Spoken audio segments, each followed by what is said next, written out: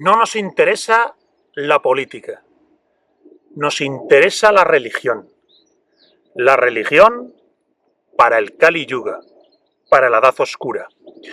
Y ese interés es la actividad más política que hoy día puede pergeñarse.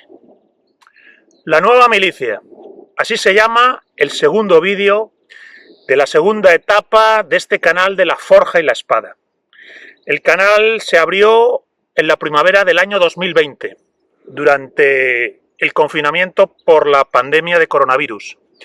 Después se apartó y ahora se ha retomado, con la intención de grabar un vídeo al mes. Este es el segundo, y no por casualidad se graba justo durante la semana de la noche de Walpurgis. El vídeo se llama La Nueva Milicia, y efectivamente a la nueva milicia es a la que más le interesa la religión para el Kali Yuga. La nueva milicia se encardina, se construye y se forja alrededor de esta idea de que no nos interesa la política, nos interesa la religión para la medianoche del mundo.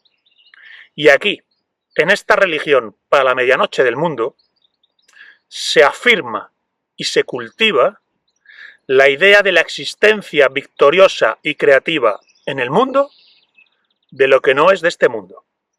Se afirma y se cultiva la existencia victoriosa y creativa en el mundo de lo que no es de este mundo, es decir, del espíritu. Entendido como un poder y una fuerza anterior y superior a cualquier instancia meramente material o simplemente humana. Estas son palabras del barón Julius Evola, del maestro Julius Evola. Afirmar y cultivar la existencia victoriosa y creativa en el mundo de lo que no es de este mundo, del espíritu. Entendido como un poder y una fuerza anterior y superior a cualquier instancia meramente material o simplemente humana. Efectivamente, la nueva milicia es la que va a hacer esta revolución del espíritu, que también podemos llamar revolución del Dharma. Fijaos, revolución etimológicamente significa volver al centro, al principio, al origen. La revolución del Dharma, la revolución del espíritu, es volver al centro, al principio, al origen, a la esencia. El árbol sin raíces muere, la rueda sin centro se desarma. En las redes sociales, con respeto, pero con intención crítica, nos decían que la doctrina tradicional, que la tradición sapiencial, era una doctrina espiritualista, antimaterialista y gnóstica, y que en realidad detrás de ella se escondía la más antigua reacción. La más antigua reacción. Bien, no podemos estar más de acuerdo. Nos encanta que se nos diga que detrás de la doctrina tradicional está la más antigua reacción. Efectivamente, es así. Reacción contra el nihilismo, reacción contra la posmodernidad, contra el globalismo, contra el relativismo, contra todos los asuras, contra todos los demonios de la medianoche del mundo por la que transitamos, contra todos los fantasmas y demonios del Kali Yuga. Y aquí, fijaos, que se dice, es una propuesta espiritualista, antimaterialista y gnóstica. Claro, es que no puede ser de otra manera. Cuando tienes conocimiento y experiencia del espíritu, cuando te abres a la experiencia y conocimiento del espíritu, no puede ser de otra manera. La doctrina tradicional es efectivamente la doctrina más antimoderna y antinihilista que se puede encontrar. Y en este sentido, para nosotros es un orgullo que con vocación crítica nos digan que detrás de nuestros argumentos está la más antigua reacción, porque efectivamente es así. Estamos más cerca de las leyes de Manu y de la República de Platón que de cualquier otra cosa. Claro, también se nos decía con intención crítica en las redes que no nos interesa la política. Efectivamente, no nos interesa la política. La política es demasiado poco para lo que hay que hacer, para lo que hay que confrontar. Se nos decía que a nosotros lo que nos preocupa es la salvación de las almas. Bueno, es una manera muy teológica de hablar Y estoy de acuerdo, nos interesa la salvación de las almas siempre y cuando pueda corregir la palabra y decir que lo que nos interesa es la victoria del espíritu sobre el alma. Lo que nos interesa es la conquista de nosotros mismos. La doctrina tradicional se basa en la conquista de uno mismo, en la libertad de quien es señor y gobernante de su soporte psicoemocional, de quien es auriga del carro de su persona y de su vida. La doctrina tradicional es una doctrina de poder y fuerza. De poder y fuerza sobre uno mismo, sobre nuestro cuerpo y sobre todo sobre nuestra mente. Es la doctrina del autarca, del señor y gobernante de sí. Entonces, esta doctrina del poder y la fuerza se contrapone a la doctrina del esclavo, que es la doctrina de la modernidad. Entendida aquí la esclavitud como la esclavitud, el sometimiento y alienación del sujeto a su propia mundanidad. Y frente a ese sujeto alienado a su propia mundanidad, el hombre de la raza del espíritu, el hombre de la tradición, conquistador victorioso de sí mismo. Y esta doctrina tradicional, efectivamente, y también se nos criticaba, se expresa con el lenguaje del símbolo y del mito. Efectivamente, se expresa con el lenguaje de la mirada poética, que mira al mundo y no solo ve materia, sino que ve la expresión simbólica y manifiesta de aquello que es anterior y superior a la materia. Ese mirar poético al mundo es la mirada más antigua, más profunda que posee el ser humano y es fundamental para el desarrollo de la doctrina tradicional, para la constitución del hombre de la raza del espíritu. Y esos son nuestros argumentos, esos son los planteamientos de la nueva milicia. Como he dicho al empezar, no nos interesa la política, nos interesa la religión para el Kali Yuga, la religión para la edad oscura, la religión de la nueva milicia. Y este interés en esta religión resulta que, sin embargo, será al final la actividad más política que pueda pergeñarse. A partir de aquí, fijémonos que la tradición no es una pluralidad de filosofías, una pluralidad de doctrinas filosóficas en constante refutación dialéctica y progresiva hacia un horizonte de emancipación. La doctrina tradicional, la tradición sapiencial, no es una filosofía moderna, en el sentido cartesiano y en adelante, que ha sido la historia de la filosofía en Occidente.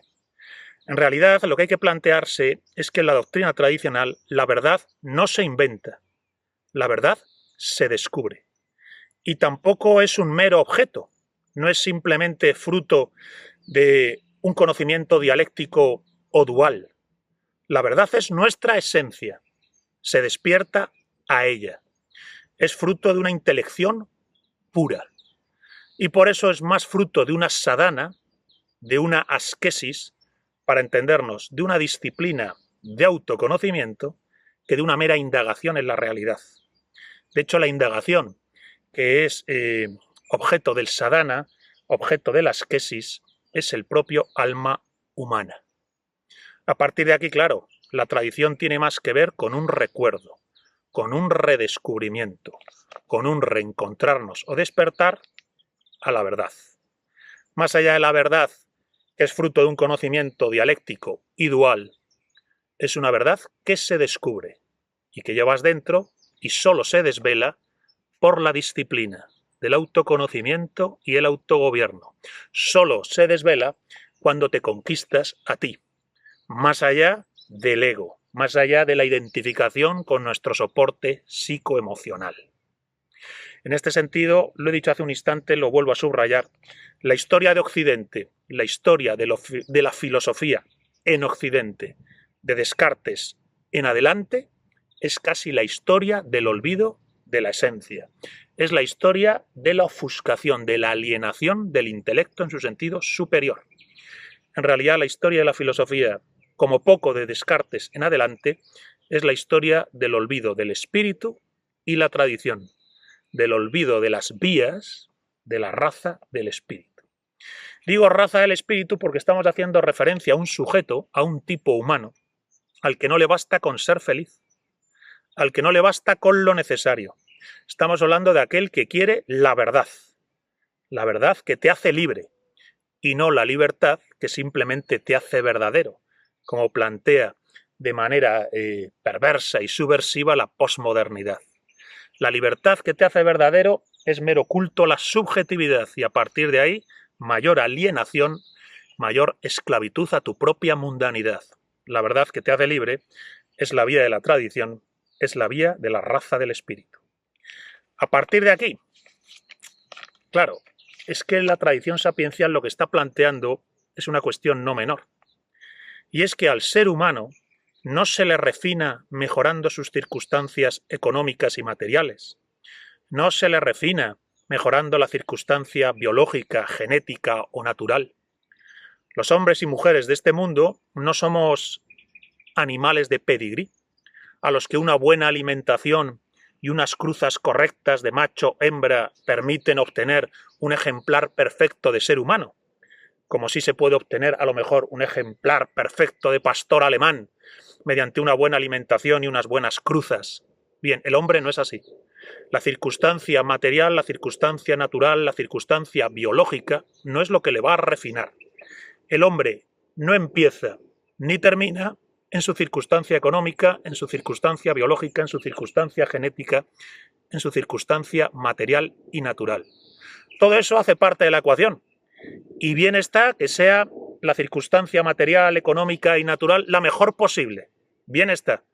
Pero no es condición sine qua non. En el hombre, esa dimensión de la realidad es secundaria respecto de la consecución de su más alta posibilidad, de su conversión en hombre y mujer de la raza del espíritu. Porque lo decisivo en el hombre, lo decisivo en el ser humano, es la acción sobre uno mismo. Es la acción propia sobre ti mismo.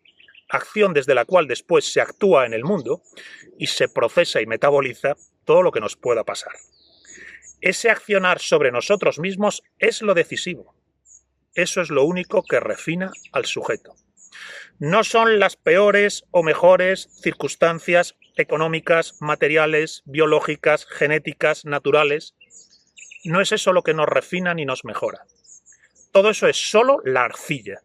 Son los materiales de trabajo. Lo importante es la acción que ejercemos a partir de esos materiales sobre nosotros mismos. Lo importante no es el lienzo, los pinceles y los óleos. El mejor lienzo, los mejores pinceles, los mejores óleos no son suficientes. Lo que cuenta es lo que vas a hacer con ello. Por eso en la raza del espíritu, el ser humano se caracteriza por ese accionar sobre sí mismo. Es lo que nosotros, tomando el término de la tradición grecolatina, llamamos la arete. La conquista de uno mismo, más allá de toda circunstancia natural, material, económica, biológica o genética, la conquista de uno mismo es fruto de la arete, verdadero motor de toda asquesis, de toda disciplina, de toda sadhana, de todo autoconocimiento, realización y despertar.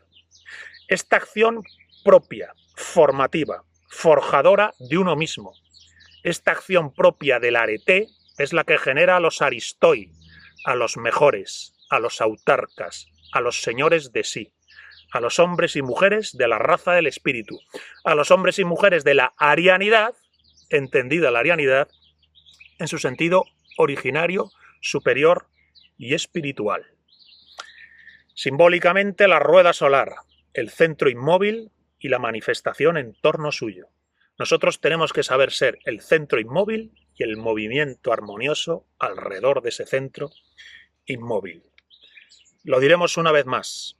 Lo decisivo en el hombre es la acción propia sobre uno mismo. Más allá de todo lo que es apego, afectación, temor, querencia, pasión, compulsión. La vara de medir en la doctrina tradicional, la vara que mide a un hombre es cuánto ese hombre es capaz de ser señor de sí. Los principios de autoridad, jerarquía y orden, los principios, la medida según la cual sabemos si estamos en presencia de un hombre o de un medio hombre, tienen que ver con cuánto es capaz dicho sujeto de ser señor de sí. Claro, a partir de aquí obviamente la política es demasiado poco, ¿verdad? La política tal como la entiende la modernidad es demasiado poco. La raza del espíritu es entonces la que señala al tipo humano que se ha adueñado, la raza del espíritu es la que señala al tipo humano que se ha adueñado totalmente de su cuerpo y de su mente. Ha convertido su cuerpo y su mente en expresión viviente de su esencia. Es el reino del espíritu victorioso sobre la naturaleza, sobre la economía, sobre la materia. A partir de aquí se puede hablar de civilizaciones del espíritu y la arete, civilizaciones del ser, civilizaciones de lo importante y civilizaciones del ego, de lo necesario, del nihilismo y la decadencia, la civilización contemporánea. Esta forja del tipo humano del arete, esta forja del tipo humano de la raza del espíritu, es la piedra de toque de toda la doctrina política de la tradición sapiencial. La tradición eterna se basa en decantar y refinar no por la economía, no por la biología, no por la materia, sino desde el espíritu, decantar y refinar a esos hombres que son hombres en la medida en que son señores de sí mismos. Todo esto ha sido sacado de la ecuación por el mundo moderno. El mundo moderno confunde lo necesario con lo importante y no es capaz entonces de distinguir la esfera de aquello contingente y necesario que hace parte fundamental de nuestra vida, de aquello en la que nos jugamos, de aquello en lo que nos jugamos el ser o no ser. La doctrina tradicional se basa en aquello en lo que nos jugamos el ser o no ser. Como he dicho antes, en la forja del tipo humano del arete, en la forja del tipo humano de la raza del espíritu. Pero la caída fue ya hace mucho tiempo.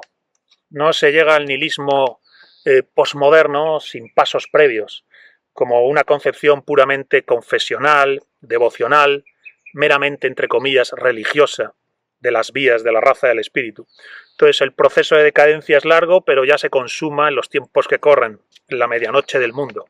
La civilización del progreso decadente, del máximo desarrollo económico-técnico que jamás pudo haber, acompañado de la mayor bancarrota espiritual que jamás pudo haber.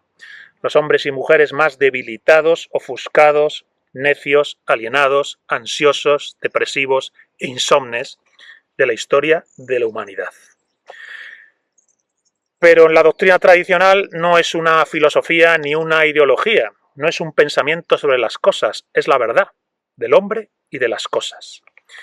Y en la tradición eterna no hay abismo ontológico entre el principio y la manifestación, entre el creador y la criatura, entre Dios y el hombre, entre el espíritu y el alma humana. No hay abismo ontológico. Hay una distancia que puede salvarse, pues el espíritu estaría en estado de potencia, inserto, aletargado, en estado de semilla latente en el corazón del hombre. Por eso el ser humano, para la tradición sapiencial, no está capado, no está emasculado espiritualmente. No somos solo fruto del mundo y nuestro destino se resuelve en el mundo, sino que el mundo es solo palanca y soporte para despertar algo que es anterior y superior al mundo. Esa idea que hemos dicho al empezar de la presencia creativa y victoriosa en el mundo del espíritu. Bien, pues hacer manifiesta esa presencia en nosotros mismos es el argumento de la vida. El argumento de la vida para la doctrina tradicional, el argumento de la vida para la raza del espíritu. A partir de aquí podríamos decir que el mundo moderno se basa en cierta medida en dominar las cosas de la realidad. La modernidad se basa en dominar las cosas del mundo. Bien, la doctrina tradicional se basa en dominar las cosas del alma y a partir de ahí relacionarse con el mundo. En todo caso, estas cuestiones a día de hoy mayormente se desarrollan en un ámbito de profunda decadencia. Es decir, son cuestiones que son tratadas desde una perspectiva profundamente espúrea, como si fueran temas que solo pueden interesar a señoras teósofas, a hippies orientalistas fumadores de marihuana, a tipos sesudos en logias ocultistas. Vaya decadencia. Y claro, frente a estas señoras teósofas y hippies orientalistas fumadores de marihuana, enfrente tenemos a los hombres y mujeres de las cosas serias, ¿verdad? Esos hombres y mujeres que no se andan con tonterías, que solo hablan de cosas serias, de política, de economía, de ingeniería financiera, de cómo funciona el motor de un coche, de cómo funcionan nuestros cachivaches tecnológicos. Hay personas que en realidad están convencidas de que eso es la única materia seria a la que pueden dedicarse. Bien, pues los don importantes de las cosas serias, economía, política, y los decadentes de la teosofía y el orientalismo hippie. Bien, unos y otros nos importan un bledo. Unos y otros son manifestaciones fosforescentes de un cadáver. El cadáver de la civilización occidental, que está en estado de putrefacción espiritual. Desarrollo económico-técnico y bancarrota espiritual. Bien, pues más allá de unos y otros está la nueva milicia. Los hombres y mujeres que están forjando ya la espada que cortará el nudo gordiano del nihilismo. La nueva milicia. Los hombres y mujeres de la raza del espíritu.